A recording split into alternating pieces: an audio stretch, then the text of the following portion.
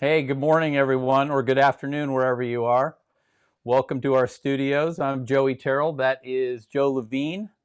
Good to see you, and thanks for spending some time with us today. So hopefully Joey's, everyone's having a great morning. And as Joey said, thank you for joining us. You should see in your Zoom, there's going to be a Q&A. Let me make sure it's active, and it is up and running. Please, when you have questions, just go ahead and ask your questions right off the bat in there. When I'm on camera primarily, Joey will monitor it, and vice versa, as you can imagine. Some questions we'll answer as we go if it's, makes sense. Other questions we might hold off. So our plan today is that I'm going to spend some time on one set, just kind of building up a photo shoot, and then I'll pass it over to Joey in a little bit, and then he'll also do another photo shoot. And two completely different styles, two different photo shoots. But again, one of the number one things is ask questions. Definitely drop them in the Q&A, and we'll make sure that we get to them. So, yeah, Joey, and I anything you did want to want to add? mention, if you're, I know I was like this when I was in all of my photography classes, even in college, I was always reluctant to ask questions, and so I always wished that there was a way that I could kind of like get the question answered without people knowing that I didn't know the answer to it. So I'm mindful of that. You can ask questions anonymously if it's something that you'd like to do. So your name doesn't have to be associated with it, just so you know.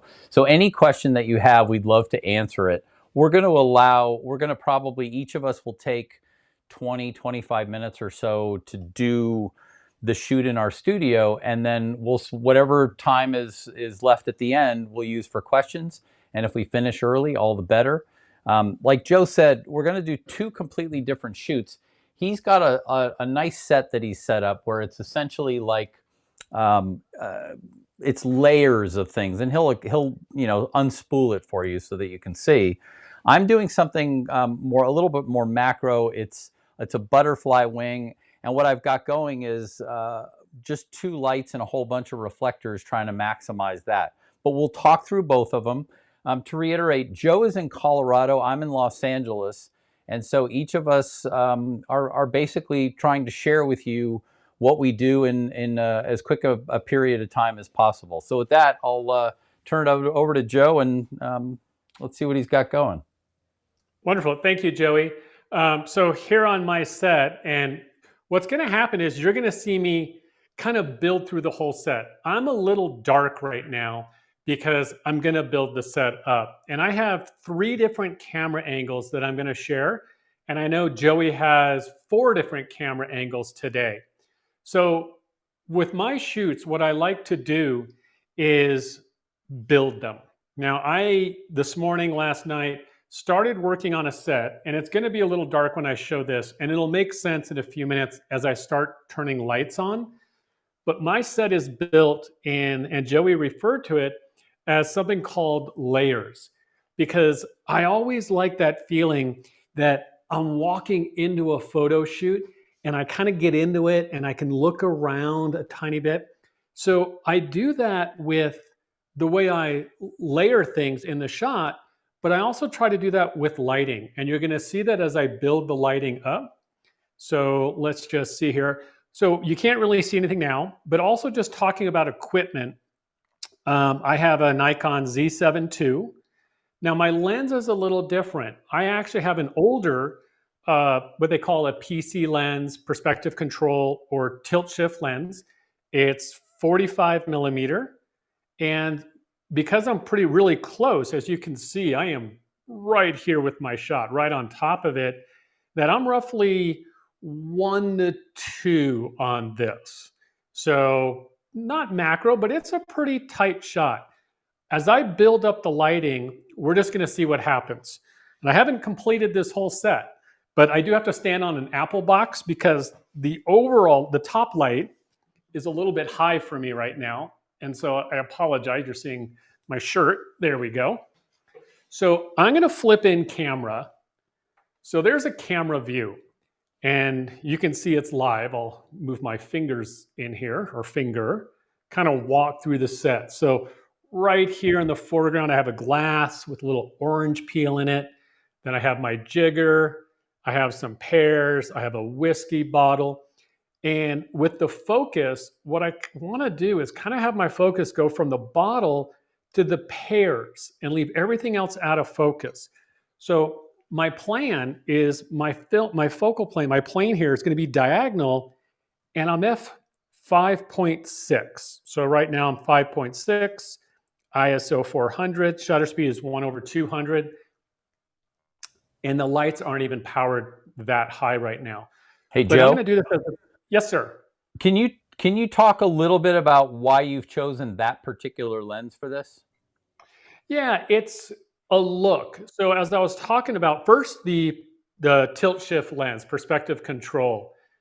I really want the eye of the viewer just to move through the shot. I want it to just kind of come into the frame. And although I could shoot at 5.6, if it's, normally it'd be a flat focus. This way it's on a diagonal. So it really just kind of pulls you in. The nice thing about the 45 is I'm in here. I'm in the shot. You can see the lens is right on top of the set. If I was to move back with, say, with my 100 mm, I get this nice shot, but I haven't walked into it. The wide lens are pretty close to normal, but it allows me to walk into the shot. Now, I could have switched this to something even wider, but then I'm smacking the glass actually, and I'd rather not do that. So it's one of those creative choices. And you could probably see on the table back there, I didn't clean up this morning. I apologize.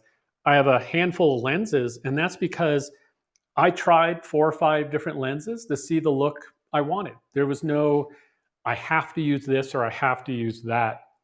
So this will give you a little bit an idea of what's going to happen here. So I've got this overall light, and my plan is this light is not really lighting anything in particular.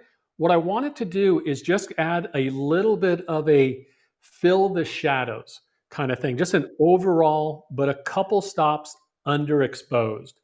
So let's go in camera, and I should be focused. I'm going to take a picture. So that's this shot. It's not even live right now. My hand's right in front of the set. If I go live, now that's live. You can see all my camera information that's sitting there, all my exposure information. I'll take another one. And this feels pretty good, this base exposure. Again, it's 3 stops probably underexposed, but it's working for me because it just gives that little bit of a base over everything. And Joe, Now, you're starting that way because, meaning you're starting with that underexposure so that you're building one light on top of another on top of another. And so that's your preference, is to start with that sort of base exposure and build from there? yeah, it really is. A lot of times we'll start with the key light, the main light.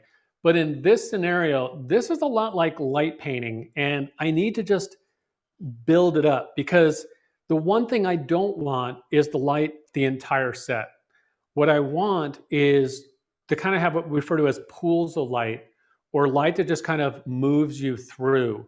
So I'm going to do something where I'm going to do my base exposure, just kind of a little fill the shadows, because if I start with something that has a lot more of a spotlight effect, I might end up with some really hard shadows, and I kind of want them a little bit softer.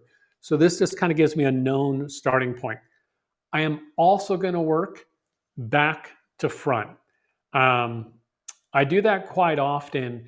And I got in that habit from shooting outdoors with strobes and people where the ambient light, I can't really control a lot of it. So I always kind of start back to front. And I'm going to do the same here. I'm going to start by lighting the background back here. And I just kind of want a little pool of light back there. And then then I'll add more light to kind of create the mood, direction. But I think I just kind of looked and I forgot something, but I'm going to wait till I get a couple more lights. So as I walk through, I got the glass with ice cubes, I got the little peel, I got the little probably can't see it. Let's go here. The little twist. I'm going to add another one, a little orange twist in there. Got a couple pears. There's a blood orange back there and a really nice bottle of whiskey, actually, from a place in Missoula, Montana called Montgomery Distillery. If you're ever in Missoula, highly recommend it. So let's add a second light. Now I'm just going to walk over here. I probably could have reached it. And we're going to flip this one on. And we can see the background just became very bright. And we're back in camera. Now I know that this is going to be a little too hard for me. One of the things, let's go in, oh, you are in camera. I don't think you can see it. Joey, can you see the focus peaking showing up on the bottle? Sorry, Joe, I switched to the wrong camera. I can't see focus, or I didn't notice the focus peaking. Okay. I am using focus peaking. It's just not showing up where we can see it too easily. So I have this light on the background, and I'm going to take a photo. Now I know this is too hard right now. That's the actual shot. So it's too hard. It's too bright. I know I need to tame it down. So what I'm going to use is, we'll just kind of hold this up so you guys can see it. I think it's the 6-inch dot that I have. And it's just going to soften the light, and it will block a little light. I'm going to try to get in here without kicking too many things.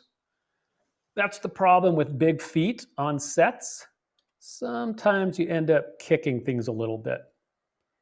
So as I'm dropping this in, and you can see it dropped in, the way this is rigged, and this is pretty important right now. I guess follow my finger. Here's the dot. Here's a mini grip head that I can, the dot can swing. It can go in different directions. It can rotate. I have a lot of control with it. It's on an arm with another grip head that I could angle it up or down. I can raise it. So it gives me a lot of control. It also, with the long arm, means I can drop it in there pretty easily. And we'll just drop this shot. Let's go back in camera. So let's see. That's without the 6-inch dot, and that's with the 6-inch dot. The light never moved. Now, Pro, I actually like what's happening to the bottle because I know I'm going to add a second light. I did lose a little bit of glow underneath the whiskey bottle. I don't know if I'm going to be able to get that back, but I have another idea that might help with that later. Time permitting. I might rotate that just a little.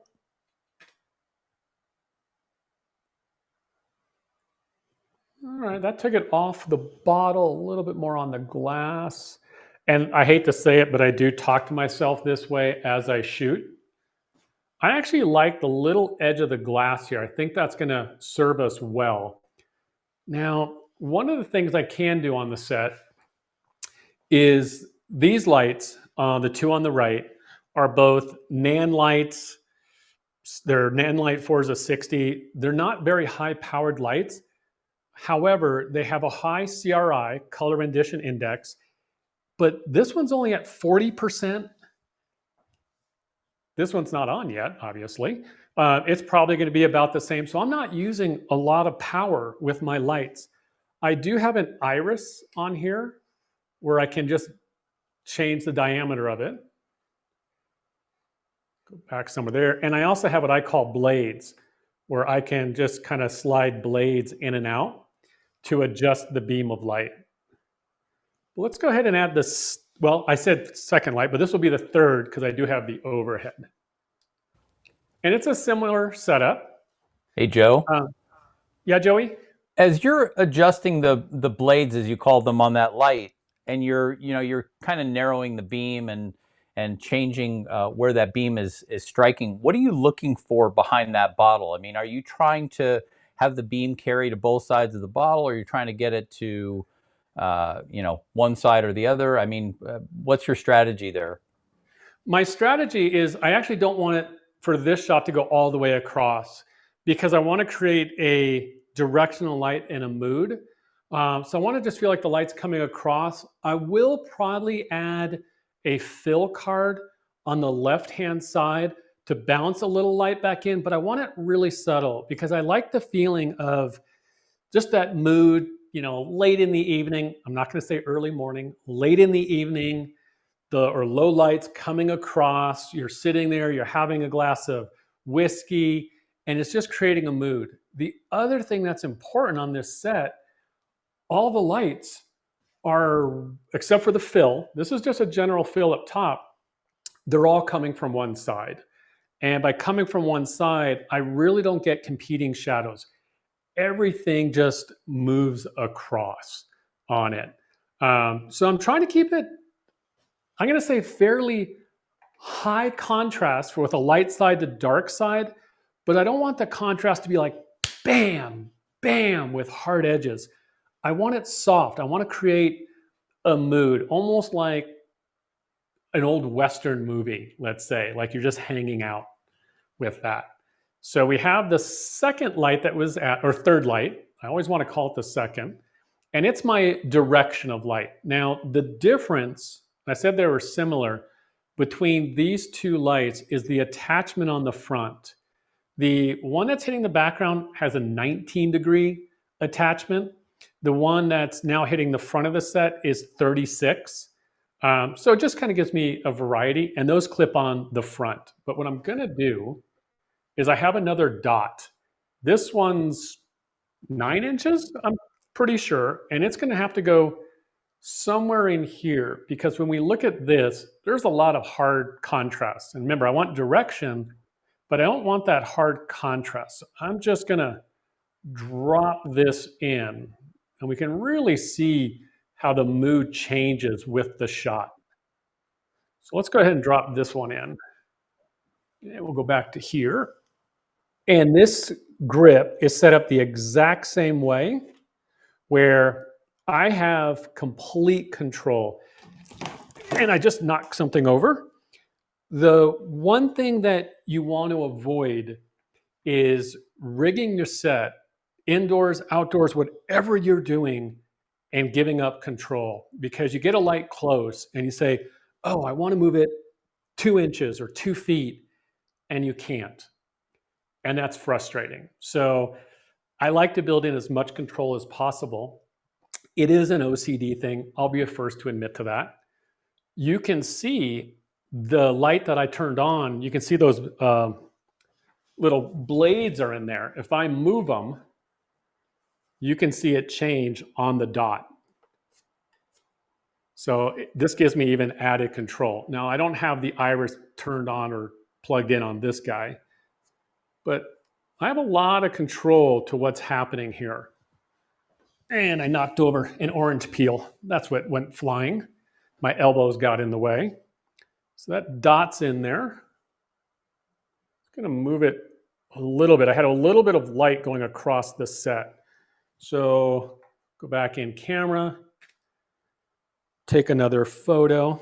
Okay, I like the mood. That was without, that's with. You know, it has that nice direction. We do have some pretty dark areas, so I'm going to want to fill those. Now, unfortunately, hopefully this doesn't block too much of the camera view. No, I think we'll be okay. You can see me. The other view will help. So this card,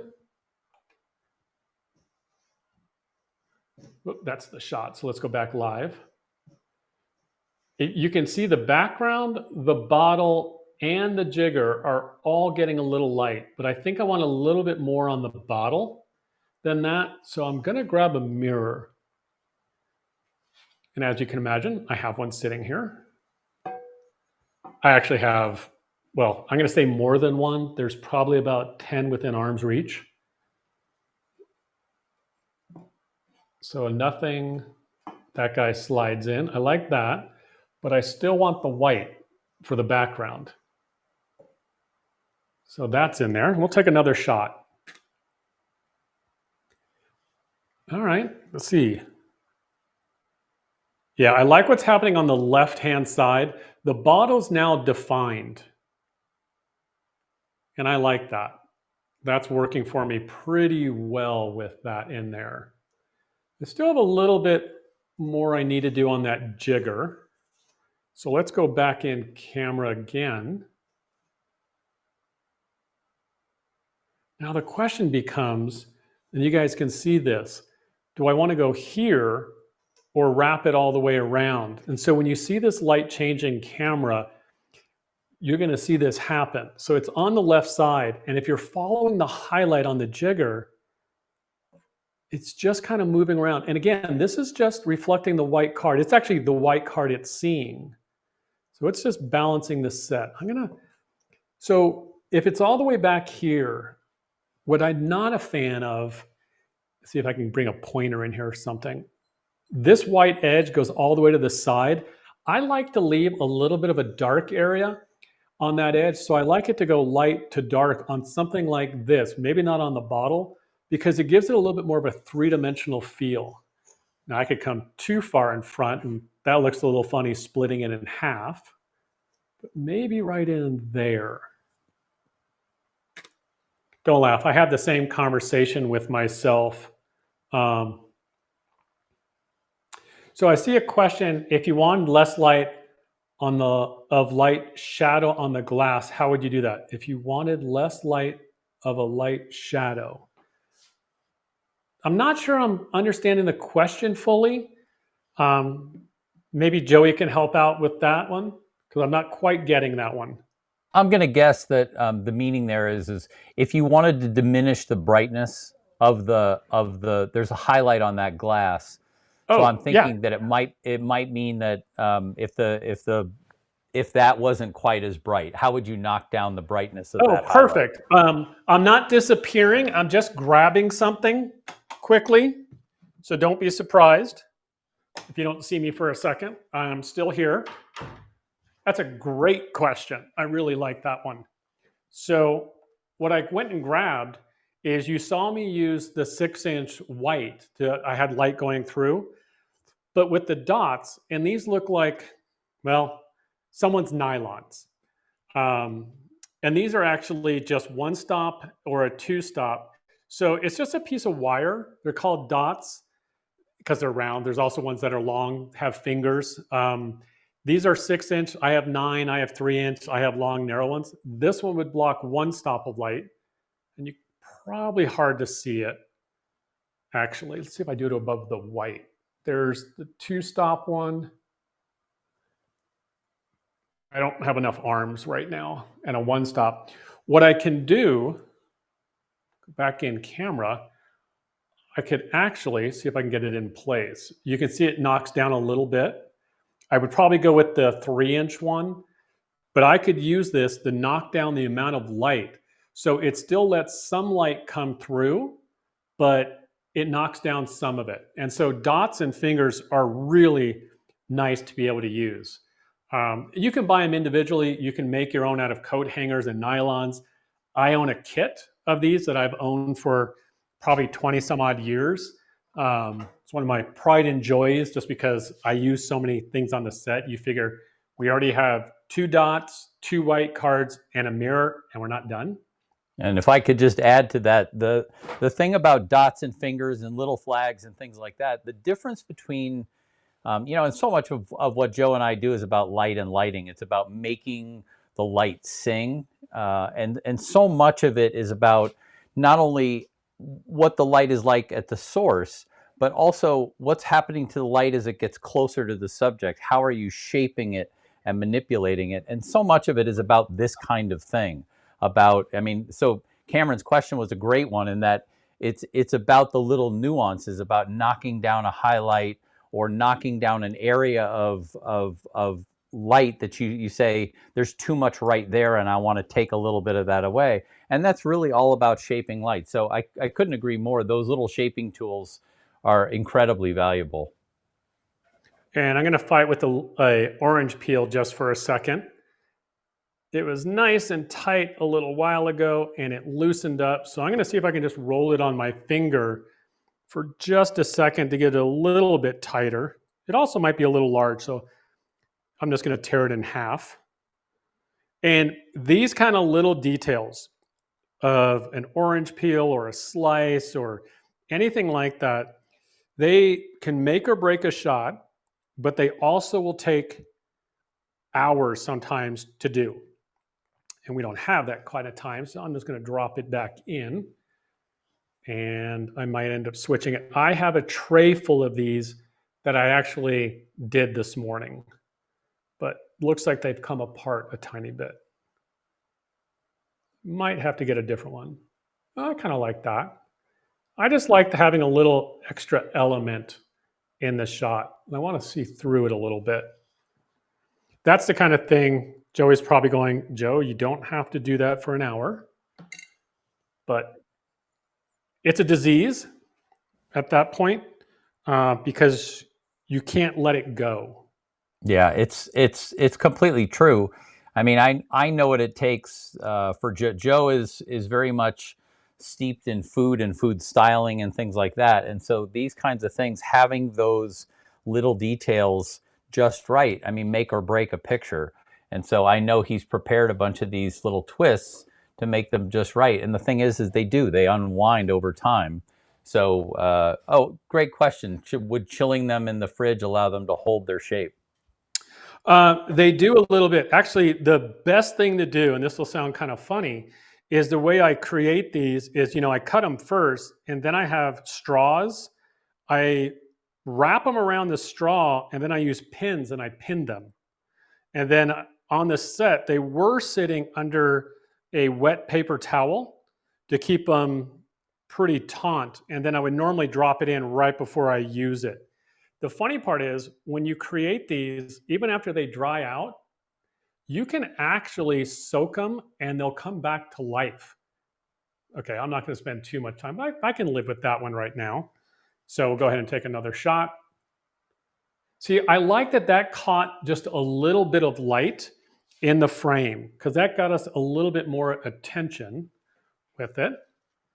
And kind of looking around. So what I was just mentioning, and this is actually what I sent flying. There's a whole bin of these different twists sitting here. I could drop in little peels if I wanted to. There's a few others sitting here. So you just kind of get everything prepared ahead of time to be able to drop it in. But let's say I wanted a little bit more light on top of, actually it's lit pretty well, but let's say I wanted to get a little bit more light. Let's see, am I live? Nope. Right in here. Well, that's when another mirror would come in. And if you're looking at the set, what I would be doing is bringing another mirror in on an arm. And maybe I go in camera. Yeah, you can just see it. Now you have to be careful because where else is it going to hit? So there's always different size mirrors. So let's see what happens here. Now I am getting it on the jigger and I don't really like it there. So let's try a smaller mirror.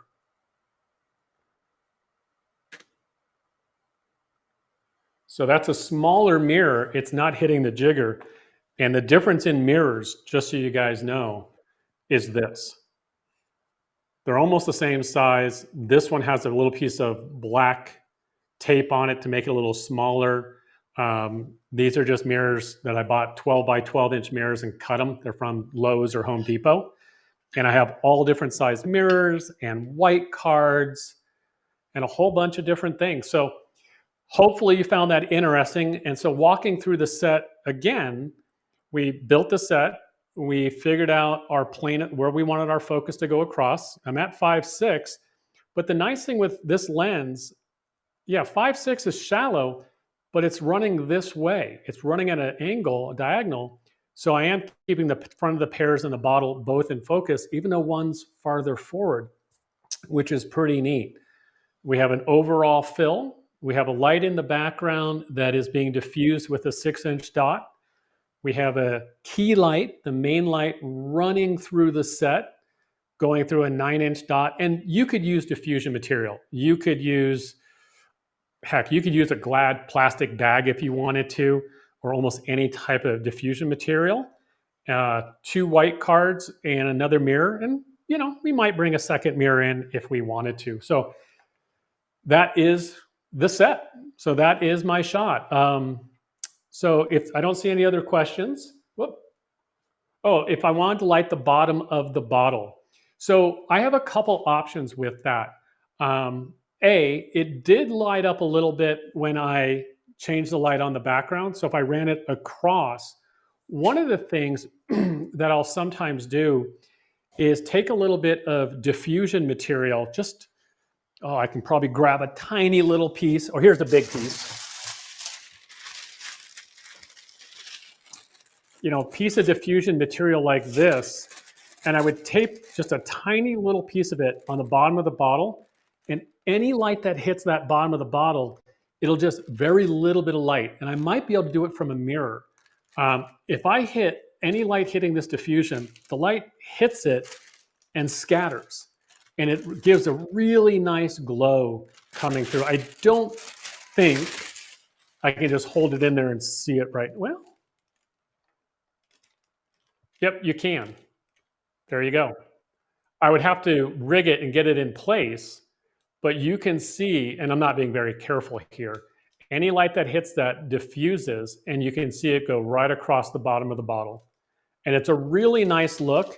And I like that look because if you just hit it with a light or with a mirror or something else, it's really hard. It's not appetizing. So with that diffusion and the scattering of light, it's just really nice glow all the way across.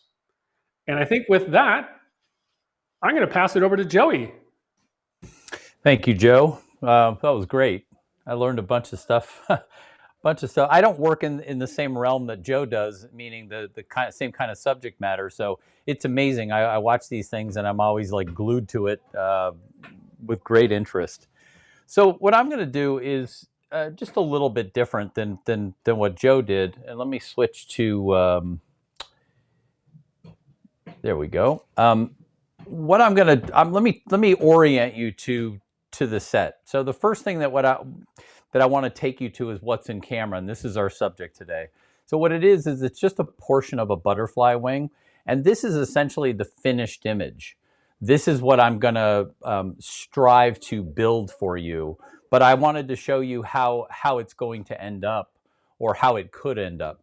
But as we go through so that's your look in camera.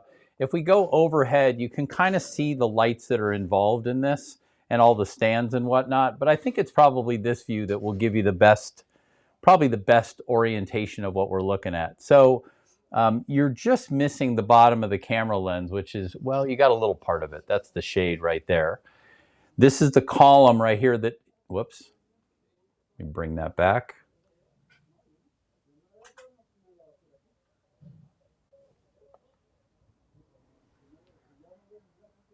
Am I still there? Do you guys still see me? Huh, we lost the in camera there. You're back, Joey. You disappeared for a second, but you are back. Oh, I see. Sorry. My camera went to sleep and I pressed the wrong button. I got too many cameras going. My apologies. So orienting you again, this is the column right here that is actually supporting the camera. So I can raise this up and down if I want to raise the camera up and down. And then down here is what is a mirror. I mean, you can see it's a very, very high polished mirror. Over here is another mirror, but it's the best way to put it is it's not really a mirror as much as it is. Think of it like, you know how aluminum foil, one side is super shiny and the other side is a little bit more dull. This is the dull side of aluminum foil. So down here would be the shiniest side of aluminum foil, or even shinier, an actual mirror. And then this is sort of like the dull side of aluminum foil. So it's not white, it's silver, but it's also not the same as a mirror. So you get a different quality out of it. And then right here, you can sort of see the corner of what is a larger white reflector. And what each of these is doing, let me talk you through this. And also the reason for doing it this way. If I go back to, let's say, this view, probably will give you let's go with this one. So you see there are two light sources here. One light is going into one of the mirrors and another light is going into the other mirror. And let me go back to this so I can talk you through that. You can see this light right here.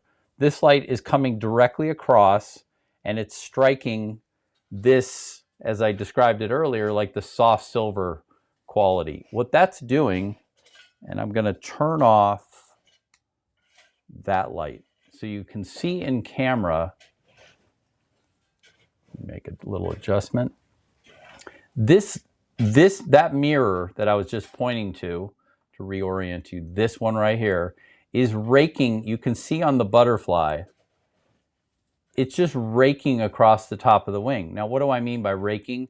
I mean, if I had it up higher, what would happen is more of the light would spill into the, if you think of a butterfly wing as like hills and valleys, the hills are the ridges that support the structure of the wing, and the valleys are the beautiful part of the butterfly.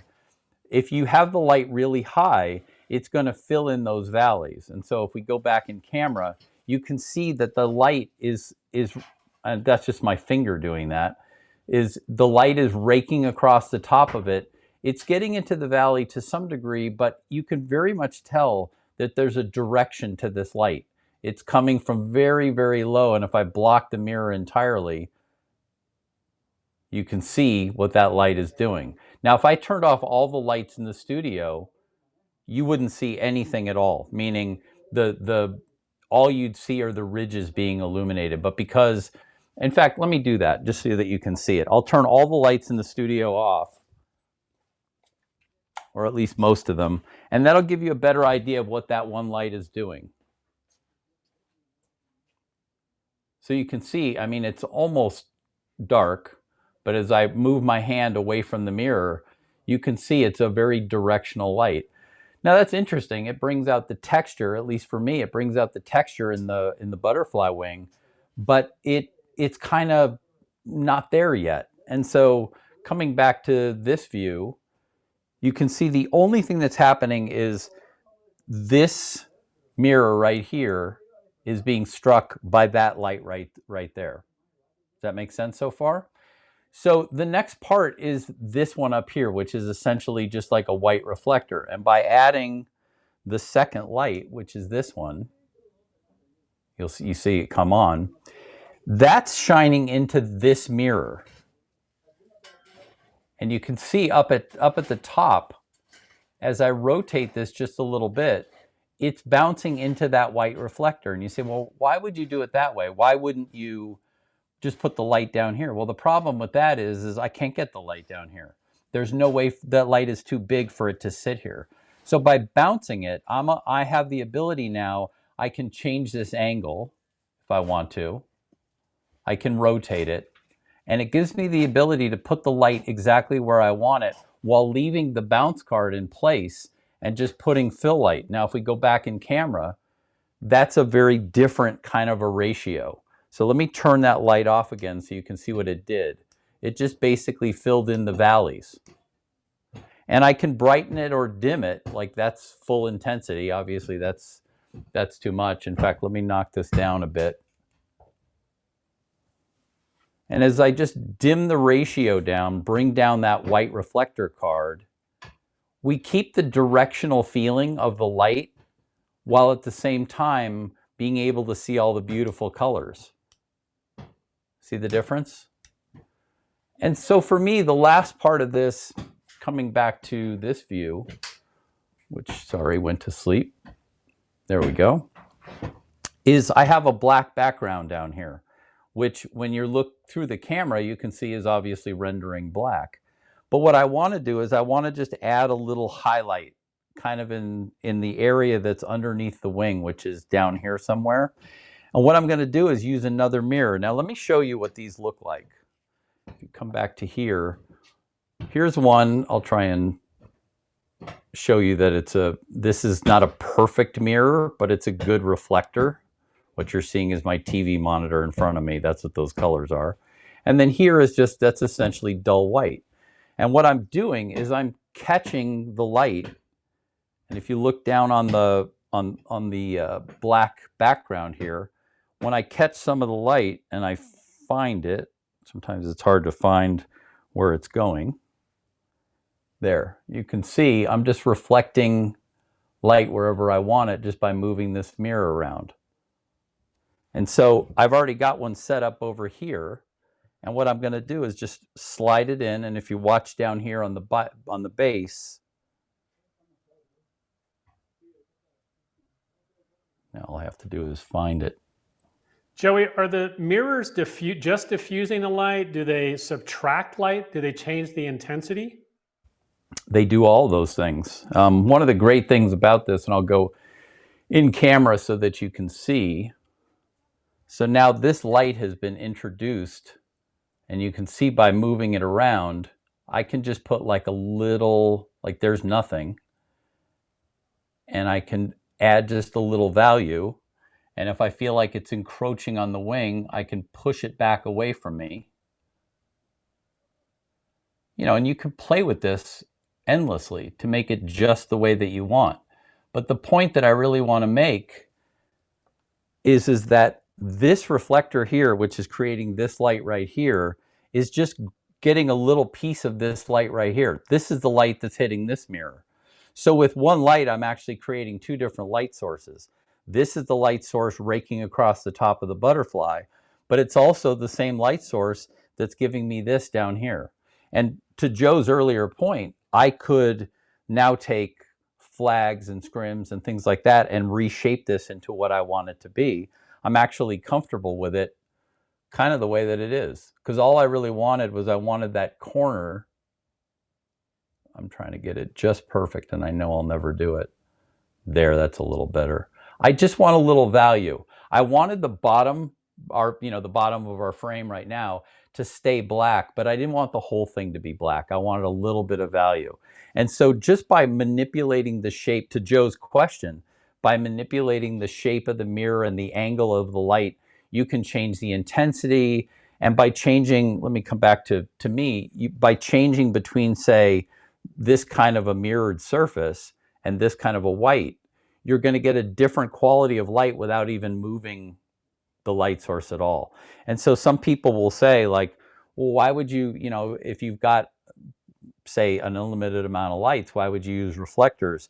These are very controllable. And you'll notice that at no point in any of this is the light source itself striking the subject.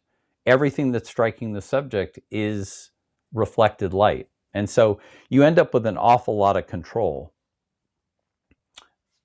I just want to check the time and see where we are. So let's come back in camera and see how we can make this a little bit more interesting looking. Joey, if I could interrupt you for a second. Yeah.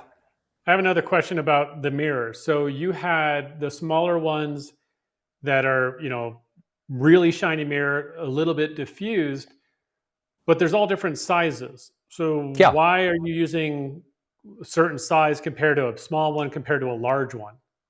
It's a great question. I mean, the quality of light, or is it just based on the subject?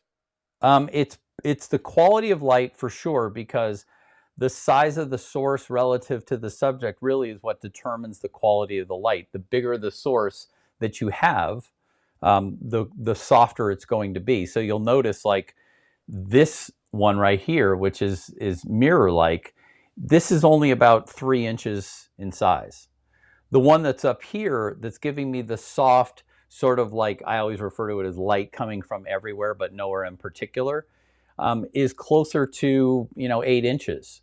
And so by bouncing this mirror into that white big source, you don't feel the light coming from anywhere. It's sort of, I guess the best way to put it is just sort of like what Joe is doing with his softbox directly over the set. It gives you light everywhere, but you don't feel it coming from a direction.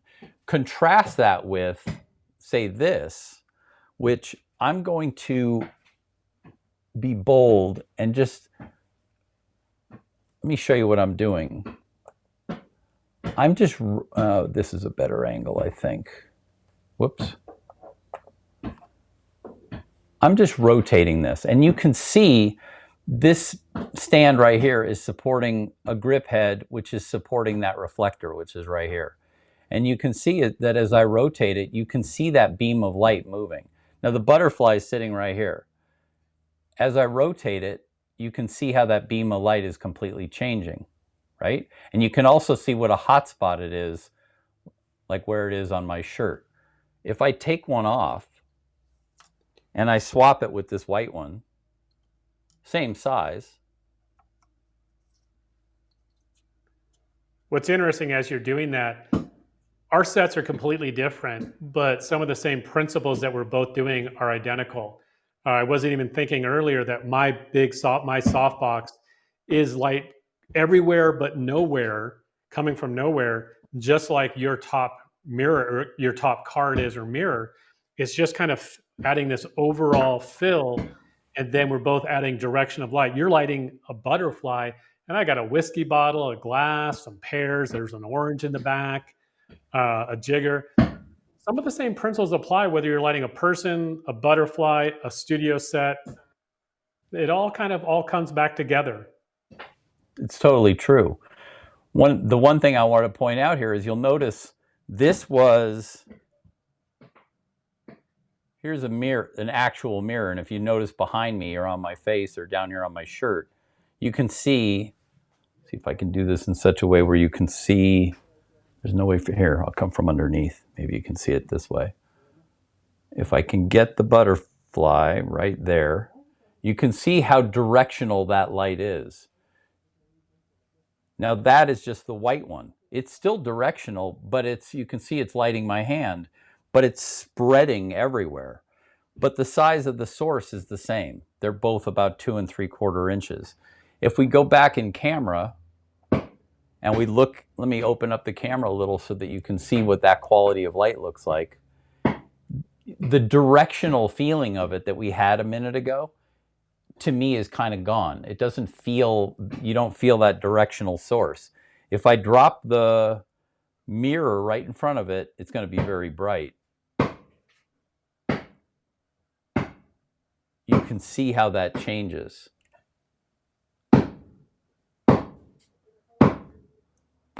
Pardon the crashing outside. I have a little construction going on here. Sounds like someone wants to come in. I know. Let me in there. But you can see, but just by changing the kind of light source that or the kind of reflector you're using, you get an entirely different look. And that's what I really wanted to get across. So let me go back to my original setup. We're taking the white one off. That one's coming off. And I'm going to go back to my soft silver one, which is the one that I originally chose because it felt like a good combination of quality. And so all I'm doing now is rotating the base of this to change where it's striking. And I'm going to close down a little so you can see. It is an incredible amount of control by just moving something that's 3 inches a little bit, and how it's changing the shot and how it's highlighting the butterfly. What I was going to say there is what I just did is I lowered it a little bit. So it really is now below the butterfly wing. It was up here and I lowered it down on this post. And so when we look in camera, it's literally down on the edge. If I now compensate in camera to kind of make that the proper exposure, and then I bring the other light up, the one that's the fill, whoops, wrong one. And then we drop that exposure down just a little bit. You still feel the directional quality of the light, but to me anyway, one of the things we've gained is that it really feels like that light is more directional. The downside of it, though, is you'll notice by me lowering it, we lost some of the light on the structures. So to show you what I mean, as I raise the mirror up, you can see how the structures just came alive. And that's really what this is all about, is this kind of manipulation to try and find the right balance between one and the other. So there it is with no fill. There's with the mirror completely off. There's with the mirror hitting it. Let me make sure those whites are not blowing out. Okay, so that feels about right. Now if I bring up the fill light, And Joey, what about the little bit of light on the background? So then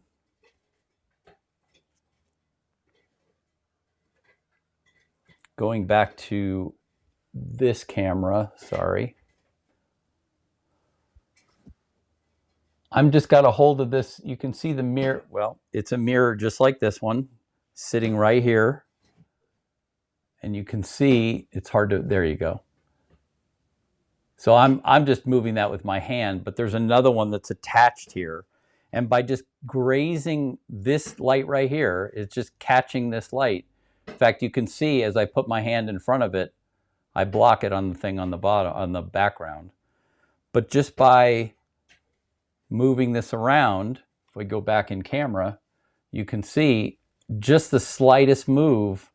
I mean, we can light the whole thing up if we want, but to me, the better part is just give me a little value, just some part in the corner, so it doesn't feel as though it's a two-dimensional thing and it's more like a three-dimensional thing. And so really that for me, that's like the whole ball game, is trying to figure out a way where you can just use two lights. And what they are is they're LED lights, and they're focusable and all of that. But you could do this really with almost any. In fact, you could do this with flashlights. If you had two flashlights and you could mount them, and you had, and Joe and I have shown this in the past. Let me grab them. I'll show you what I mean. And as Joey's grabbing that, you know, he mentioned just a second ago about making it look three-dimensional, not two-dimensional. What he's done is create layers, because the butterfly's on one layer and that little value down below is another layer. And I did it on a horizontal, he did it on a vertical, but to me, it's one of the most difficult things in photography is that we live in a three-dimensional world, but photography is a two-dimensional medium, because everything we look at on the screens or on a computer or a print's two-dimensional. So anything that we can do, whether it's aperture, camera work, stacking things, lighting, to make it look three-dimensional, it brings an image to life right away when we do that. But he just happened to do it vertically. I did it on the horizontal side. Yeah, it's totally true. The one thing that I wanted to mention is like I started to say, is I have built reflectors out of paper plates and aluminum foil. I referenced aluminum foil a bunch. I mean, if you say to yourself, well, you know what, I want to do this kind of thing, but I don't want to use, I don't want to spend the money on that kind of stuff. I mean, literally, you can take a flashlight and you can take a paper plate and some aluminum foil, and you can kind of get some of the same sorts of effects. And so if you have a paper plate and aluminum, or a card in aluminum foil, and a clothespin attached to something that you can move around a bit, you can do all of these same things.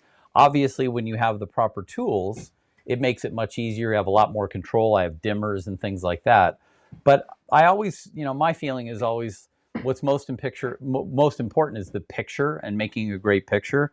And so whatever the tools are you use to do it, it's really about making the picture more than how you get there.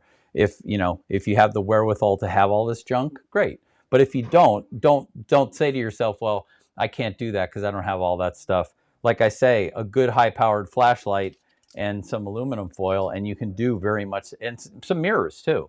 I mean, if you have a glass shop nearby, have them cut you little mirrors, and you'll be in the same place. You just need a way to hold them in place and be able to manipulate them. But it's the same exact principle. And with that, I'm going to say, we're about on time, Joe. Anything you want to add? I was just going to quickly add, at Home Depot, Lowe's, you can buy a little manual glass cutter for about $3. So mine alt mirrors, as I mentioned earlier, were 12 by 12 inches. I used a straight edge, a ruler, used that little glass cutter, broke it. I do put gaffer's tape around the edge so I don't cut myself. But I have some of these that actually I've sprayed with matte spray. And so the amount of matte spray I put over the mirror, it's getting a little more dull. And I build up on another one, double thickness of dullness to it, so to speak. And then I get all the way down just to using a white card. So I can have something that's a mirror, a little bit of matte spray, a lot of matte spray, and a white card. And it's just a great way to work. when you start working with reflective light, which Joey's doing, it takes a little bit of practice. The best analogy I could use is there's the angle of incidence equals angular reflection. It's the exact same. If anyone here shoots pool, it's a bank shot.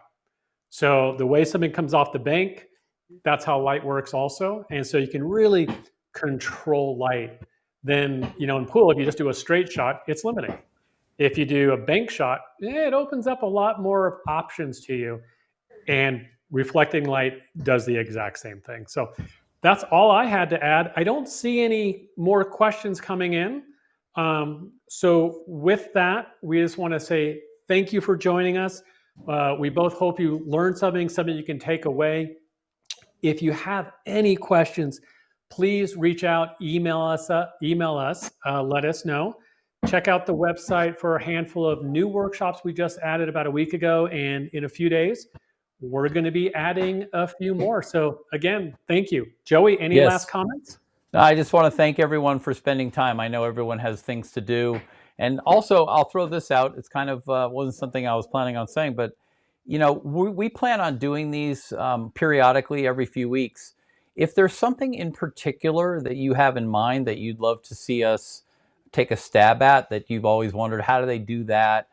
That kind of thing, shoot us an email, let us know, because we're always looking. It's much more important to us to do something you're interested in than something we're interested in. If it's something that you would find really helpful, let us know, and we'll incorporate it somehow into something that we're talking about. So with that, I will say, thanks again for spending time with us, and we hope you'll join us again in a few weeks. Thanks, everyone. Have a wonderful day. Yeah, thank you very much.